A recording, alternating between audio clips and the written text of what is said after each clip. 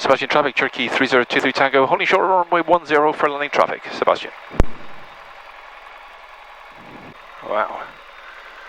He's coming in pretty low. Okay, so Sebastian traffic, Cherokee 3023 Tango, lining up runway 10. So okay, when we line up on the, or maybe we're clear, we're checking high and low left and right, we can see him on the runway. When we line up, we've got to make sure we're on the right runway, so we can see the big 10 written on the runway.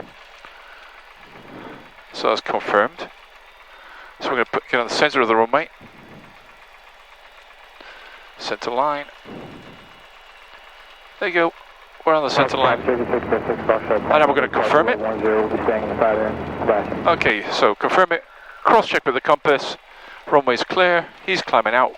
He's staying in the pattern. We're going to be flying straight out. Sebastian traffic, Cherokee 3023 Tango, taking off runway 10, straight out departure. Sebastian. Right, okay, so runway's clear. Clear the brakes. Full power. Right rudder. Keeping the aircraft on the center line. Static RPM is good. We're checking the T's and P's. They're all in the green. Airspeed is coming alive. And we are looking for 65 knots.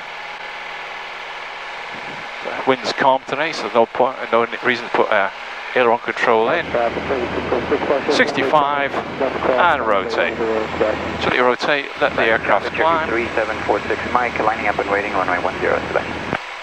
We're going to climb out a VY, which is for this aircraft 79 knots. We're going to put the nose on the horizon, and that should give us 79 knots.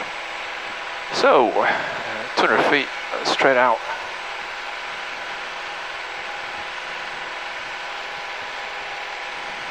A little turbulent this morning.